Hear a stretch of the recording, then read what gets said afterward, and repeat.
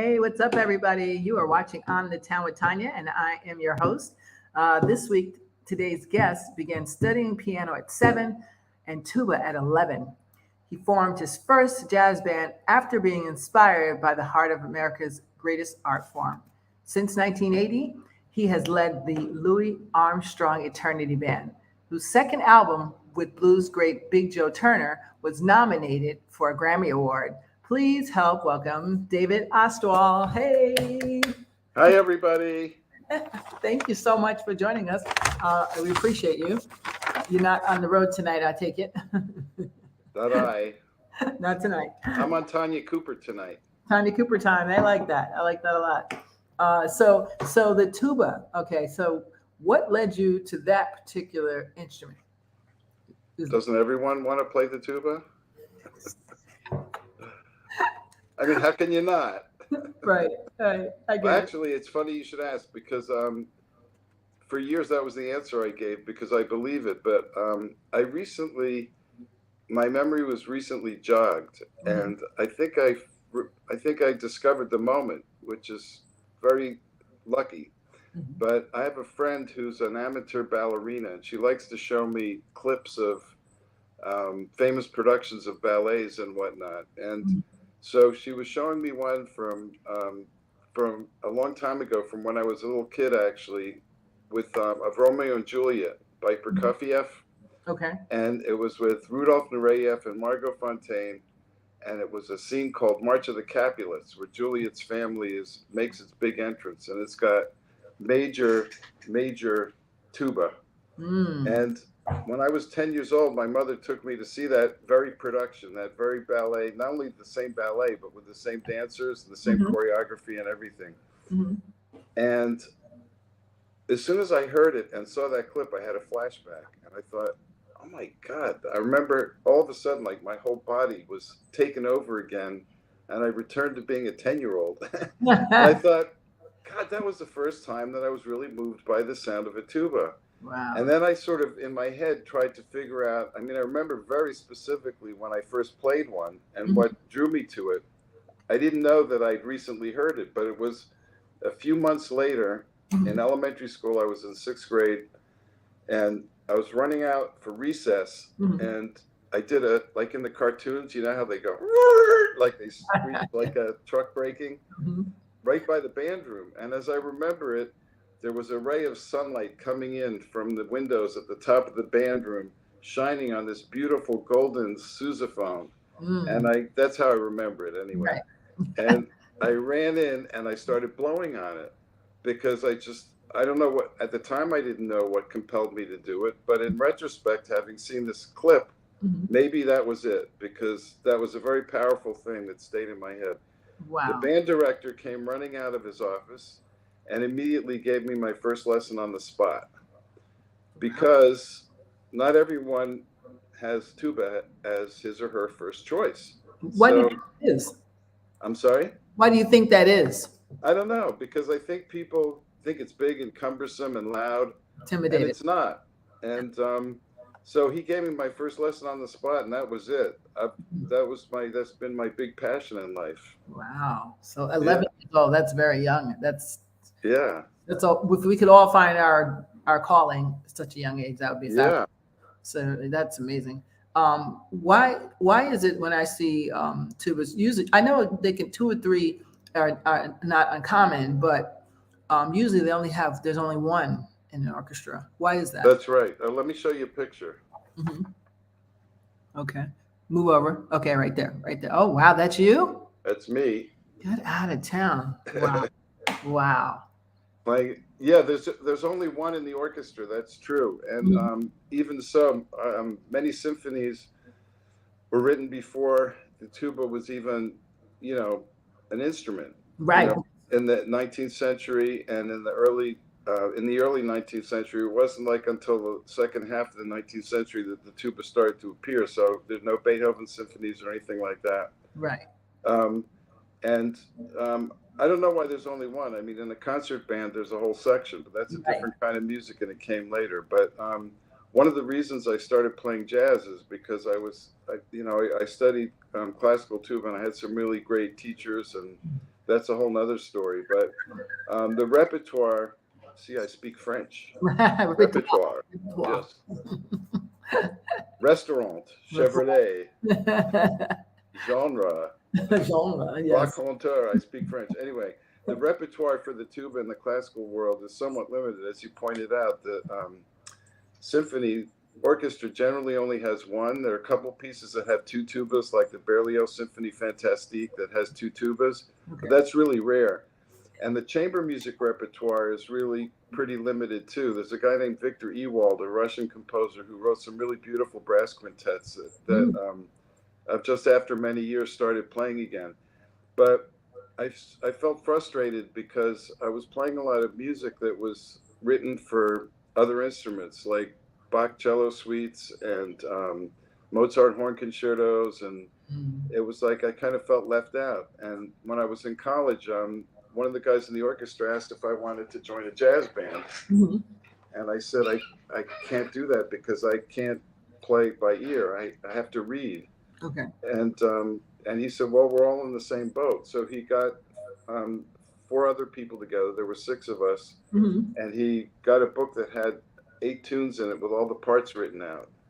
And so we played those tunes, and then we started listening to records and weaning ourselves off of the written note, and learned how to hear chord changes and figure out what each of our roles was in the band.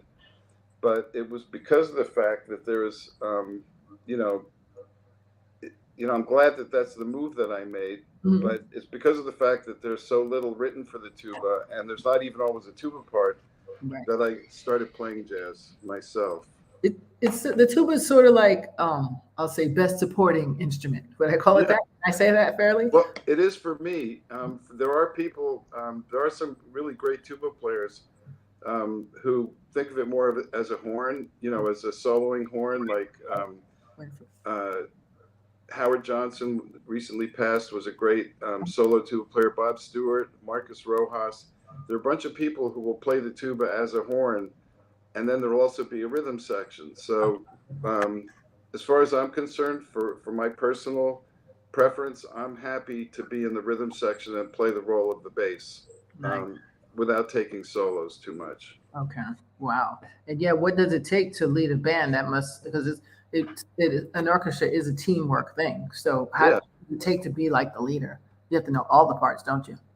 Well, yeah. I mean, you have to have the right people playing them, and get people who know how to fit in, especially in a jazz band, even more than in the orchestra, because there is no written music. So it's like being on a tightrope. You're entirely dependent on listening to exactly what's going on in the moment, and fulfilling your role. In my band, the trumpet player plays the melody, plays the lead, and the guitar, banjo, or piano plays the chords, and I play the bass lines, and you have to react to what's going on in the moment and not step out of your role, and then the band sounds like one instrument.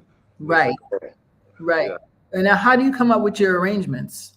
We don't have arrangements. We make them up in our head. Really? Is that what happens? Sometimes it sounds like they're all written out and stuff, but they happen instantaneously, which is part of the joy of doing it. Right. Because, some bands have it written down, and that's fine, but we manage to sound like we're playing arrangements even when we're not. Wow. I was listening to all of the various performances you did, and I thought you guys had something written down, or amazing. It's really an instrument that you have to rely on your musical gut, I'll say. Yeah, that's amazing. So you played with some greats, Wynton Marsalis, Dick Hyman, Benny Waters. What has been the greatest joy of playing the tuba for you? The greatest joy is when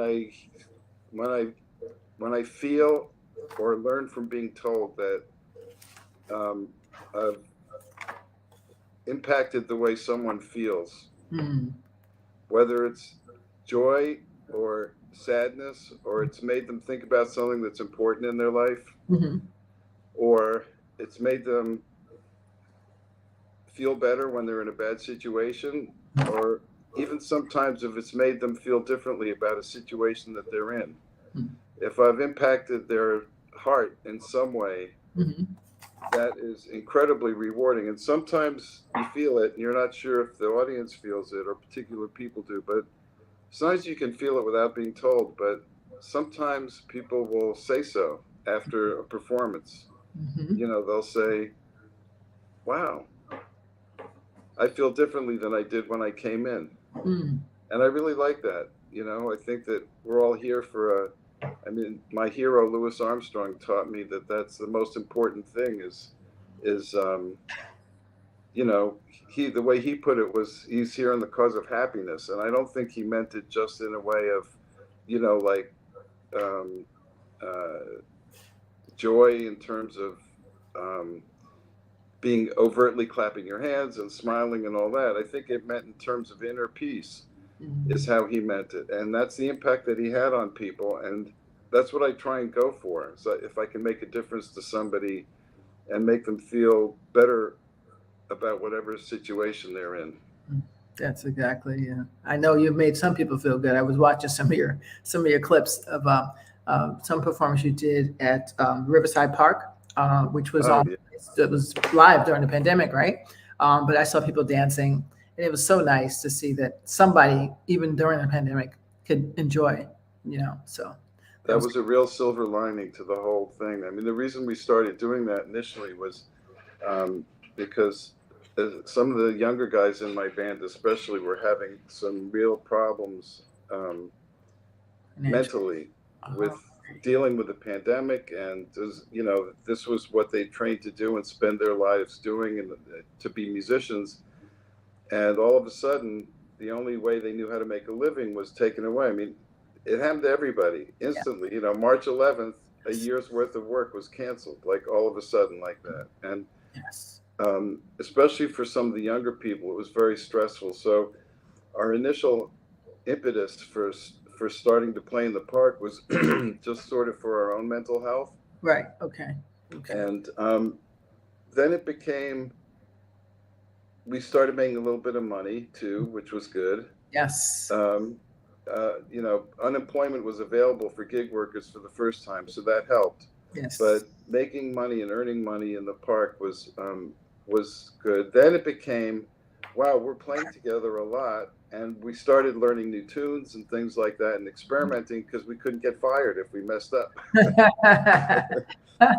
But the most beautiful part about it was that before too long, it became apparent that this was a community thing, and that there were people who were, all over. It's not just, in my community, in everybody's community during the pandemic, all over the world. People were isolated. People were scared of getting sick. People were scared of the thoughts that they were having because of the uncertainty of it all, and the divisiveness that was going on in the political world, and like really making people. And when we went out and played, and people came out there, like for a lot of them, that was the only thing that they had. And people still say to me that it got them through it. And for that alone, it was worth it. I mean, everything I said about why I play music and what my goal is was epitomized in the way that that things worked out during the pandemic. That was really tough for musicians. I know a lot of musicians who were like on major tours, and then everything stopped. It was like, wait, stop. It's not like a regular job where you're like, well, you still get paid. This is like, no, you don't go, you don't get paid. So I thought it was clever. I forgot the name of the company that came up with now, like we're going to play a clip as well. When you were in a Zoom, and now your band is able to actually play without the sound feedback. Because that was I think that would have been a thing beforehand. Like that's why people didn't do it, because like, well, your instrument's over there and you're here, and the sound, all the things at once. I think something with the sound, but they came up with some new mechanism. I know my friend Eric Roberson, a good friend of mine, he had a whole concert with like 3,000 people on, and it sounded fabulous. So I was like, I'm glad somebody came up with, put their heads together and say, you know what, I'm going to play, but can you figure out something with the sound? And we can still do this. So I was so happy that that people were able to be happy, because I know during that pandemic, even for me, and I'm usually counseling people, but even I was like, I don't know how we're gonna do this. So I walked in the mountains. That's what I did. I just walked Uh, along the lake. That was my go-to, because nobody was around up in our town in Bedford Hills. It's really and quiet. did that help you? Oh God, yes, and music, and music. I definitely listen to music. That's my number one thing. Yeah.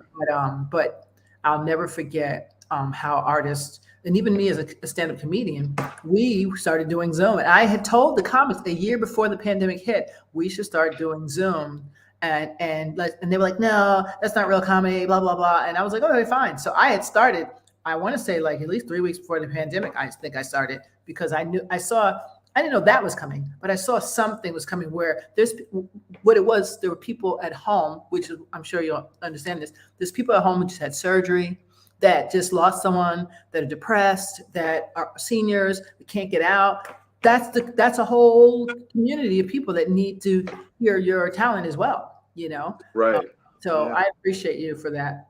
Your Thank band. you. It's awesome that you guys still were able to do something. That's amazing. And people wanted to give. I know I gave. Anytime I saw something like a music, oh yeah, I give money. Even if I had $2, they can have one, because that was, they need to support their families, and that's usually not an easy thing to do during a pandemic. So Well, thank you. yeah, thank you. And so something else, I see you have a belief with young people. Is this how you keep it alive in them? What is it you guys do with the children in jazz? I saw something on that. Yeah. Well, we love to do educational programs, and the program that I developed, that we like to do when we do children's concerts, is I try and tie it into the Constitution, Hmm. and I try and tie it into like what were the principles that the country was founded, and how have we failed to meet those? Mm, Which is in more ways we haven't than we have, unfortunately. right. In Yeah. terms of the basic idea being that America was designed um, to be a place where something new and beautiful and unique would come from the combination of different people. Right. And that was the idea, Mm, and that was what it was on paper. mm, But the only place that I really felt that was happening is in jazz music, and if you think about it, well, it's jazz music is purely American, mm, and the way the way it was created and the way it emerged as an art form is out of the principles on which the country was founded. right. Right. And you don't need to like say it through a megaphone, but that's a fact of it. That's the result. Is it came about as a result of of different cultures being equal Mhm. and making really big contributions to what emerged as jazz music. And Mm, it emerged from New Orleans, which was at the time in the early, late 19th century, early 20th century, was the only truly diverse city in the country. In other cities there were a lot of immigrants, but they tended to be only from Europe. In yes. New Orleans, which was fine. It was just different. But in New Orleans, it was truly unique. Because from the Caribbean, there were freed slaves.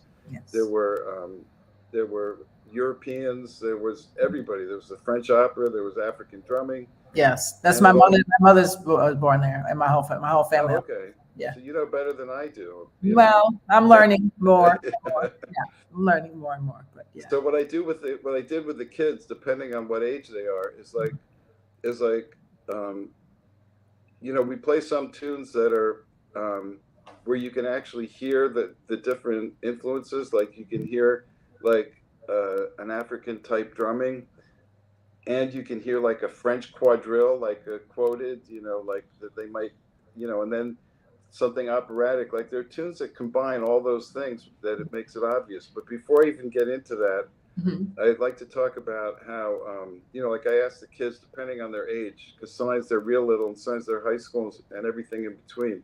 I Hmm. like to ask them, like why did people come to America, or how did people arrive in America, Hmm. voluntarily and involuntarily? Like, what were they expecting when they got here? and what did America promise them? Mm. And did they get it? Maybe, maybe not. And those who didn't still had a say in the creation of jazz music. And it's proof that the American model can work if you do it the right way. Right. And jazz is the only place where that's really unequivocally true. Right. Wow. So, Jazz is it's amazing, and there's so many levels of it I didn't realize. yeah. So many different levels, and I think New Orleans is where I learned that. That different levels of jazz. But the base of jazz, doesn't it?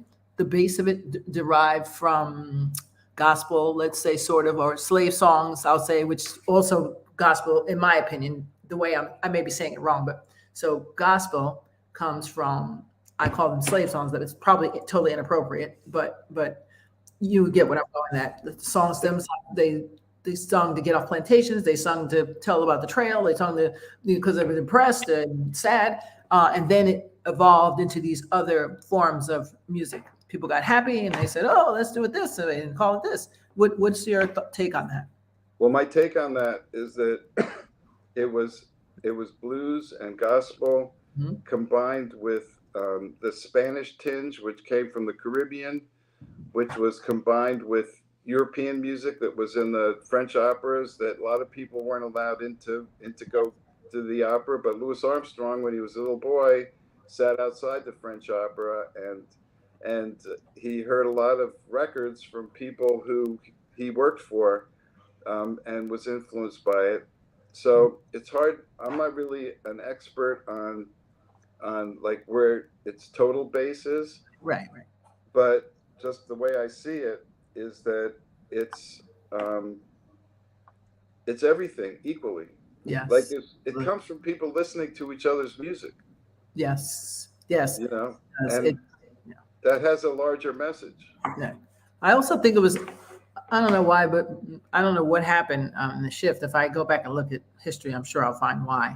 But it also seems just a pinch happier than the blues was. So people are usually always upbeat. Dun, dun, dun, dun, dun, dun, dun, dun, dun, dun.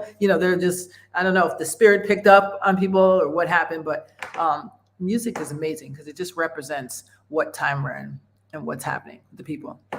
Absolutely. Yeah, I love that. So let's go to a clip. I was thinking, guys, we're going to go to a clip and see. Let's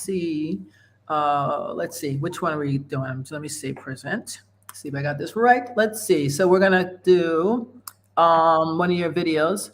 So you guys, I'll put the website. Which one should we do? This one, or let's do this one first. I thought this was interesting. We'll start with this one. You see it? Can you see it? Oh, that was done. You were talking about how Zoom doesn't work when you do. Yeah.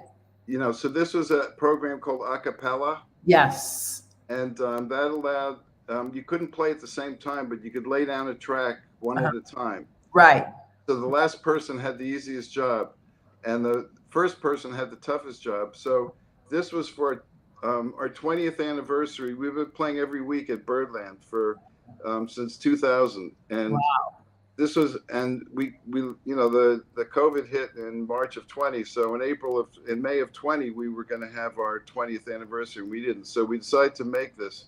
The way we did it was we had the drummer put down the first track, and then each person listens. Then we had, I think the banjo was next, and then I came in, and then the three horns came in, and we just listened to each other through the headphones, the tracks that had already been recorded, and that's what this was. Wow. Okay. So guys, you heard that. We got a good start here. So it's only 3 minutes and 59 seconds.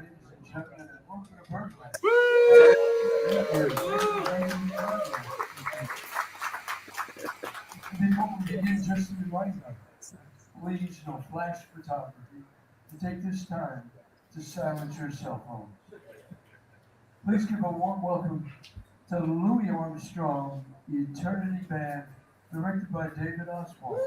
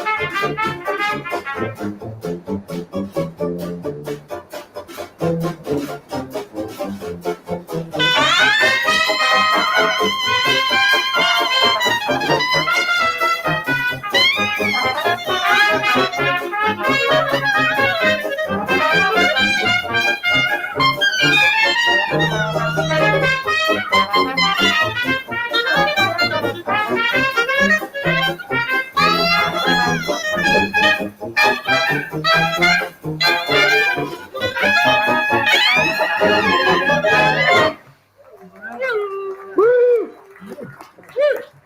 Yes, that was amazing. Amazing. I have another one for you. Let's see. I'm going to play one more for Okay. you. That's really great. I think this is the one with Wynton Marsalis. Let me see if I got it right. Okay, guys, hold on. Let's see what we got. All right. Presente. Share screen. Okay. Here we go. Got another one for you guys. Check it out. Let's see. Yes, that's the one with Wynton Marsalis.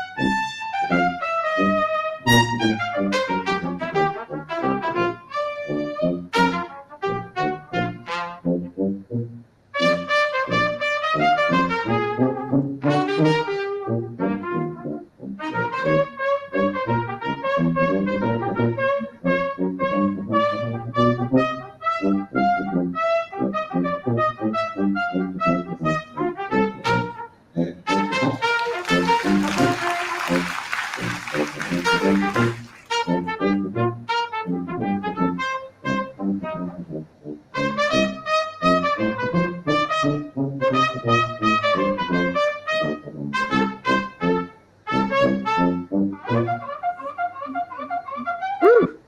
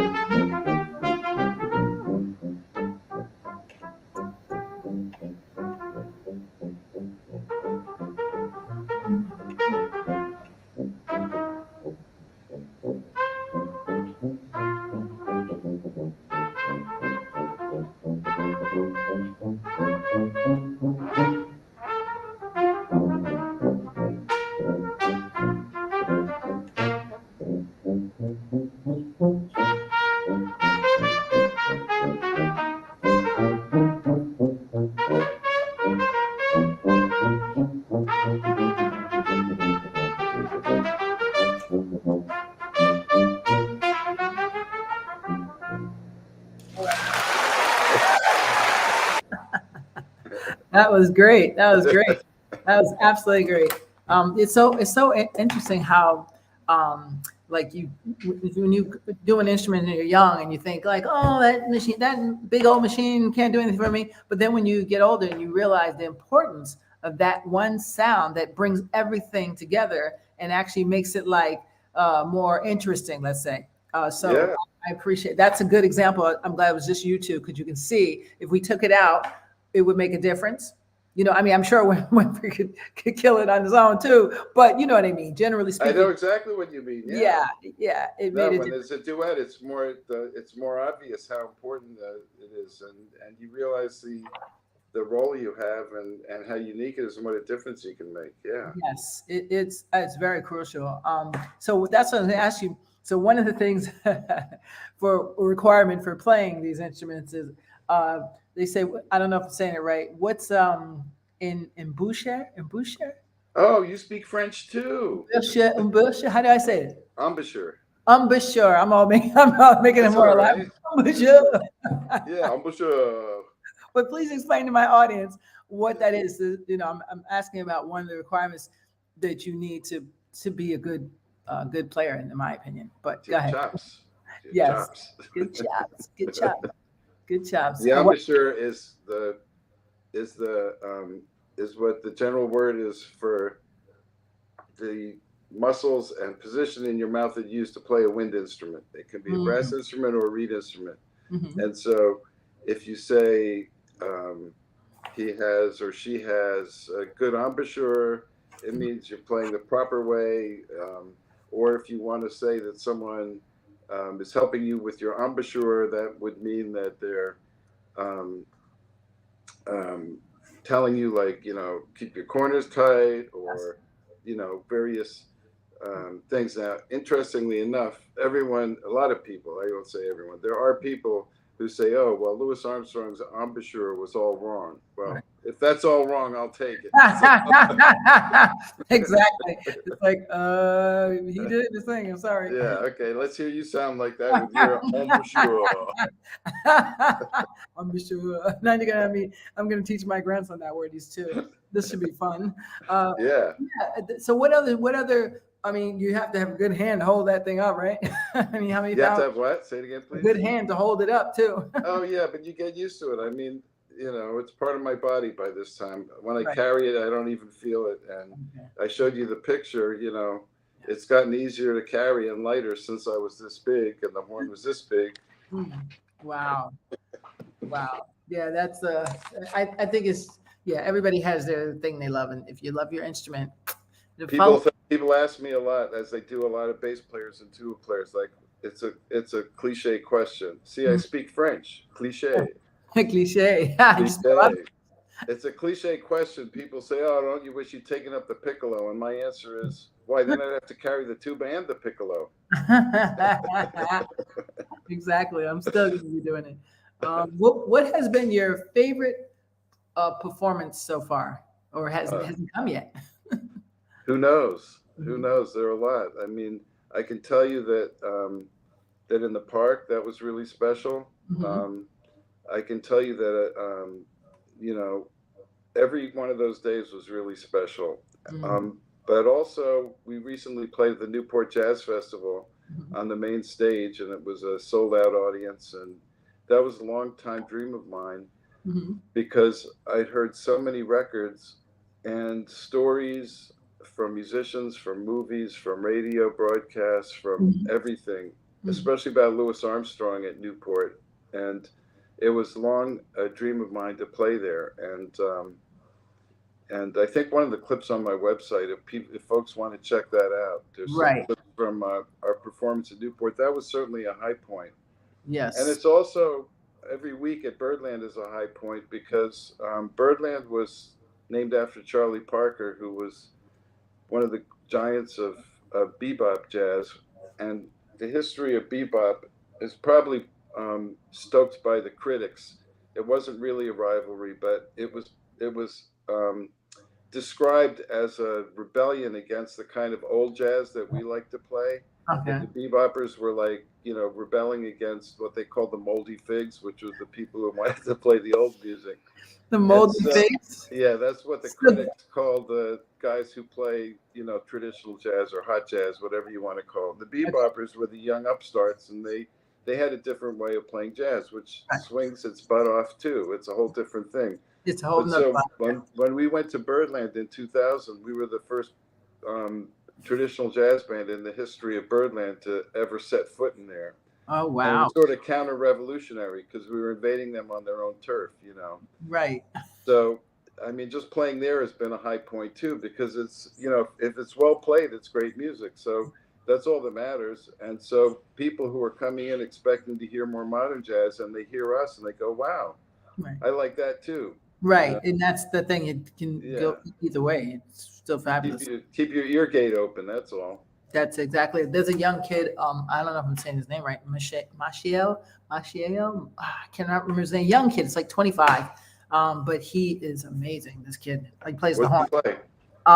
He has his own music, but I will not remember that right now. But he did a remake of Raindrops and Roses and Blue Skies. Oh yeah, It's all instrument. Oh my gosh, him and this other young kid. It's amazing. I'll check that out. Yeah, when I find it, I'll send it to you so you'll Okay. because I probably am jacking up his name, but he's a young kid. And if there's any young people who's interested in jazz and they hear him, they're like, oh, okay.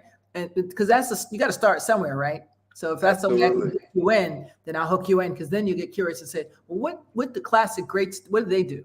Right. Right. And now I can appreciate all of it. Right. So, Right. which is somebody like, yeah, Amy Winehouse. I liked her style. She was able to bring it all together into one big pie that the young people were able to sop up. Put it that way. Absolutely. Yeah. So, I'll take it any way I can get it, as long as Absolutely. you understand and appreciate what it takes to do that. As Louis Armstrong said, there's two kinds of music, good and bad. You know, either it moves you or it doesn't. And what's good for one person might be not good for another. But it doesn't matter with the pigeonholes. Nope. Well, I took a class once on music at NYU thousands of years ago, and what's it, the history of music or something? And they were saying something about ohms in your ohms, and that's what determines whether you like a sound or not. And so that's my terminology of how I'm expressing it. It may not be the exact quote of what the professor said, but it's so true that someone may hear opera and be like, "Oh my gosh," right? And someone else may be like, "Oh my God, I found the love of my life." Right. So it really goes by the tone, and you don't know what that is until you listen. But something will soothe your heart, whether it's rock and roll, smash metal, whatever it is. Something's going to, soothe that soul. I say, and for me, it's jazz, the blues. I'm a gospel fanatic, and actually. Lately, I don't know. I'm thinking of composing all these songs in my head. I don't know if I can actually do them, but horns are a part of that. Believe it or not, I don't know where that came from, but horns are actually a part of it because there's a song called "Nobody Knows." It's from the '70s, but they actually have something in there. I said, "Wait a minute, that's brilliant!" It's just the way they do it. It's unconventional, and I think an instrument should be used for any genre if you're smart enough. If you're clever enough, you can use it for anything. Add your jazz to that, whatever that was, So anyway, so there's another, what's it called? Philip Sousa. Wasn't it John Philip Sousa? He had created the sousaphone. Now, how different is that than the tuba? It's basically the same instrument, but the tuba, you could see it in both clips that you showed. The tuba it's in front of you and it sits on your lap. Okay. If you're sitting down, and if you're standing up, you have a strap or whatever. You just hold it up. But there are two things that make it not conducive to playing outdoors. One is if you're marching, like in a marching band or a brass band or second line or whatever, right. Or like a marching band even at a football game, like right. That kind of marching. Right. It's not balanced on your body. It's like front heavy. And the bell goes straight up. The bell is the end that flares out. Yeah. It goes up into the air. And so the sound gets lost because there's nothing for it to bounce off of unless you play really loud, and then it'll bounce off the Milky Way. But I don't play that loud. Right. That's too far away. Right. So what Sousa did was he just reconfigured the tubing and everything so that it wraps around your body. You climb into it, and the bell goes forward, like a periscope, right. Goes up and forward. Right. So if you can twist the bell comes off, so you can put it in the exact right position, and it'll rest perfectly on your shoulder. Like how like when you hold a stick and you find that sweet spot and it feels like a feather. Yeah. You can just balance it. It's like you find the sweet spot on your shoulder by turning the bell the right way. It can just sit on your body. And you just play it, and the sound goes forward, so it doesn't get lost up in the air. So it's a tuba that's for marching, playing outdoors. Yeah. Brilliant. Are you ever inspired to think of like, how can I rework something, an instrument or anything, or do you stick to the music? How do you mean? You mean in terms of well, because he was inspired because I guess he got. Oh, I see what you're saying. Yeah. So have you ever had a moment where you're like, you know what, I can do this even better? That's a really good question. I still marvel at the beauty of wind instruments and how how they're engineered and everything. Mhm. And I've never felt like I was worthy of coming up with that kind of engineering. Okay. But yeah, there's a page on Facebook that I subscribe to called Frankentuba, Frank and and Tuba. yeah, and it's people like do what you're talking about. Like they use their imagination with tubas, Oh, and they wow. stick like they stick the bell of one onto another, and then they to see what would happen, or they add another valve, and stuff like that. There are people who who make them completely electronic. There are people who do all kinds of stuff with them, but that's beyond my capabilities. But Right. That's not right. Okay. Well, that's okay. I was just curious because yeah, it's a good question. usually in your field, you always want to let me explore a little bit after 20 years. But some people say, no, this is where I'm at. I am at the perfect nation. This is what I do best. So either way, it's fine. There's no right or wrong. Right. So when you was talking about the band inside and outside, probably inside is better when you play this instrument, correct? You get a better, more condensed sound, and especially when it's high roofs and high ceilings and wood, the good stuff. Yeah, it's a whole different experience playing outside. And also sometimes when we did, for years, we've done the dances at Lincoln Center. It was Midsummer Night's Swing. Now it's called something else. Mm-hmm. And there we're amplified. So we can just play the same as we would inside, but we don't have to play louder or anything. Right. And so that's basically the same. But if you're playing for a brass band or a street parade or something like that. Funeral, like they do in Louisiana all the time. Yes. Saints come marching in. That's pretty funky. I mean, we did that the night that Obama was elected in 2008. Really? It just sort of spontaneously happened. This friend of mine at 10, Charles, who's a trumpet player, called me at like 9:30, and he said, I think Obama's going to win. You want to go play somewhere? And I'm like, yeah. Wow. Like, who you got? And he said, well, just you and me so far. I'm like, well, that's going to be pretty sorry. Like, and the trumpet, like, we got to get some. So we divided up.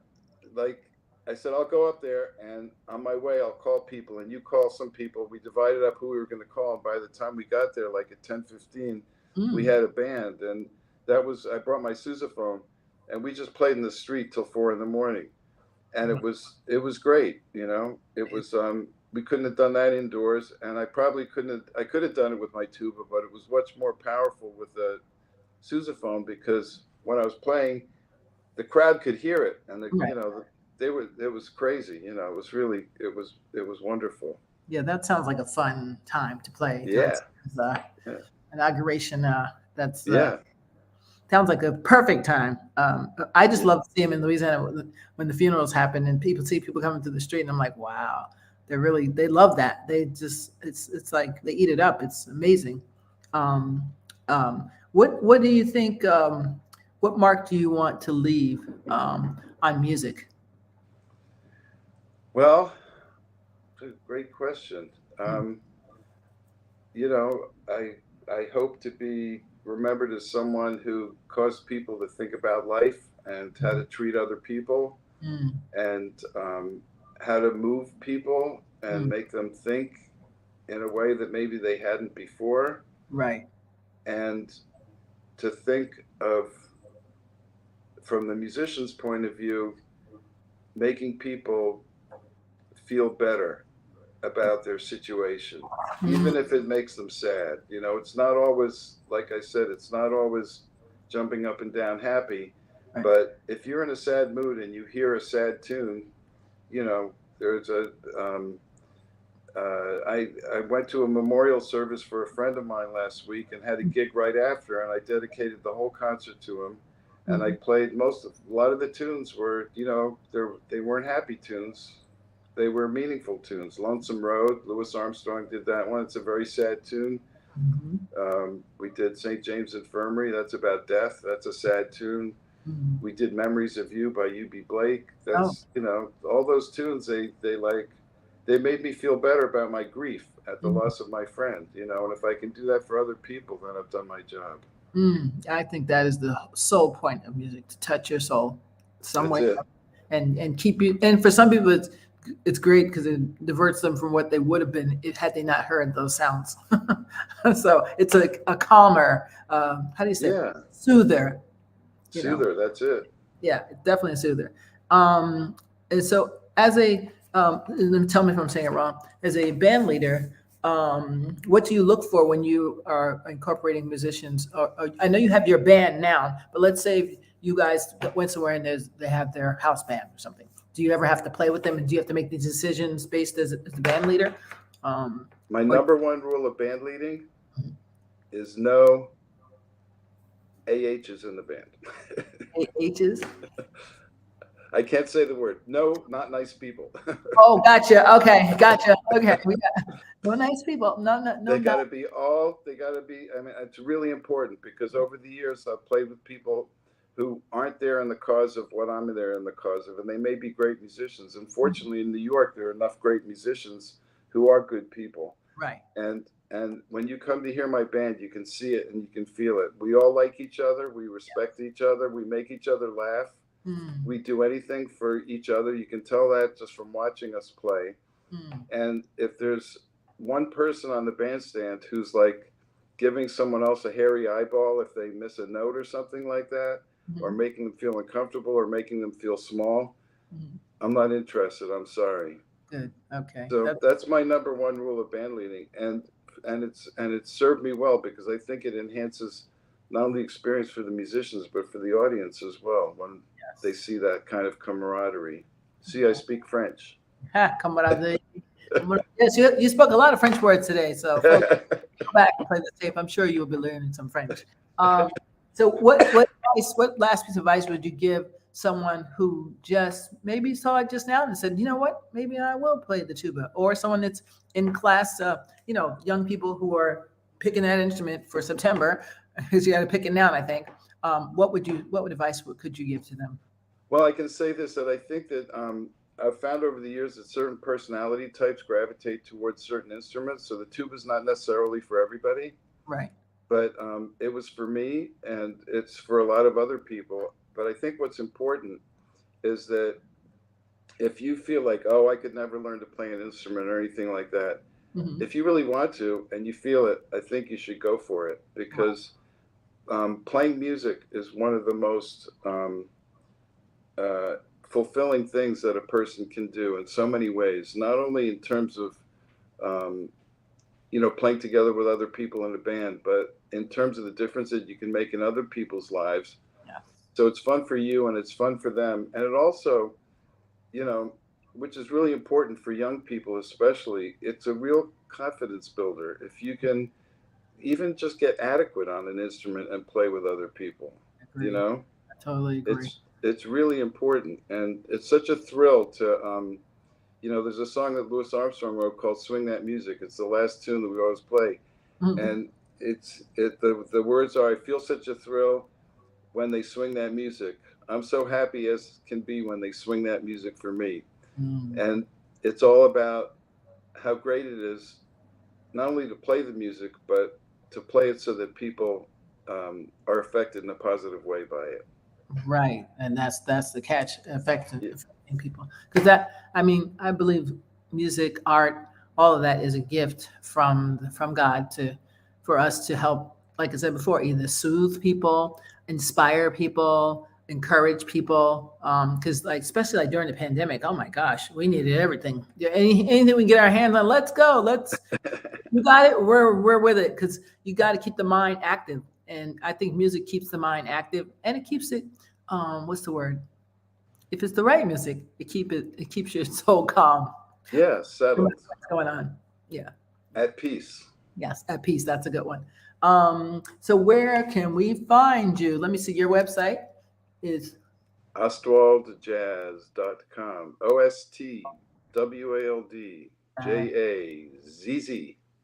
OSTWALDJAZZ.com. yes, very Um, important with the T, guys. yes. And we also, there's a tab on the website called Upcoming Performances, so you can see where we're playing. Okay. And you can always find us every Wednesday Mhm. at Oh, Birdland. Wednesdays, right? Wednesdays. So you can check us out there, and we we have lots of other stuff happening too. So Fabulous. we'd love to see you, and please say hello if you come, and tell me that you saw me on Tanya Cooper on the Town. On the Town with Tanya. Well, There you are. you go. We appreciate you so much. Any last plugs or anything before we go? Because it's been such a joy. Time goes so quick. I was like, oh my gosh, I played 2 videos already. I would have plugged in a third. We would have went out with a third. But that's okay. We appreciate you so much for taking the time. I know you're very busy. And, yeah, let me know when you're in London again. Okay, yeah, I will. That was I have no immediate plans, but I'll let you know, and I hope to see you there. And I want to thank you so much for having me. I'm really flattered and honored to be on your show. I enjoyed your questions immensely. You ask really good questions. Oh, thank you. That's I appreciate Rich for introducing us and booking you as a guest. So thank you, Rich. Yeah. And anytime you have something going on, please feel free to pop in and plug it, whatever it is, anytime. Okay. Okay. Will All right. do. So hang out. Right. All right. Thank you. Hang out. So 1 second, and I'll get you everything you need. In 1 moment, I'm just going to say hello to everybody out there. Hey, Grandma, I see you out there. Rich, I see you. Joe. Hey, Joe. What's up? Maria. I can't see who's on YouTube. Tony. And John. Thank you, John. Hi. I haven't seen you in a while over there. Jalinda. Hey, how are you? Let's see. Who's that? Thank you. I appreciate you guys out there. Some of you I can't see on YouTube. I'm sorry. That's why I didn't do Twitch tonight, because sometimes I can't see who's in there, so I can't even say thank you. So it's annoying. So thank you for subscribing, and thank you for learning something new today about being a Tubaist. Did I say it right? Tubaist. Close enough. Right. Okay.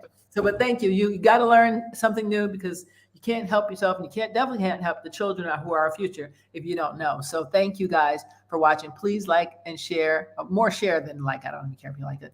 I'm sure you like that. You wouldn't be here, right? But share, because that means somebody may be watching that might be inspired. So, who knows? You never know. I say all we need is one fan, and we need one person to spread the word. So thank you. I appreciate you. And we'll see you guys again on Sunday, right? Yeah, on Sunday. Hang out with me for a minute there, and don't hang up. Don't go anywhere yet. All right, guys. I will see. Oh, who's this? Someone just said something. Who's that? Oh, that's nice. Maria. Hi, Maria. I'm sorry. Did I miss you, my love? I'm sorry. Thank you so much for watching. I appreciate you guys. Don't forget to go share, guys, because somebody needs a word today. Like we're in the gospel church. Somebody needs a word. Who is that? Oh, Joe, you was on YouTube? Okay. Thank you. I appreciate you guys. Who's that? Oh, thank you. Thank you very much. So, okay. And hey, Eagle Sight, how are you? I can never say your last name, but hello, how are you? Thank you for watching. I appreciate you too. And everybody else who I can't see, like I said before, I'd be here forever. But thank you. And we will see you guys again on Sundays. Hang out with me for a minute, David. All right. Bye, guys. Bye.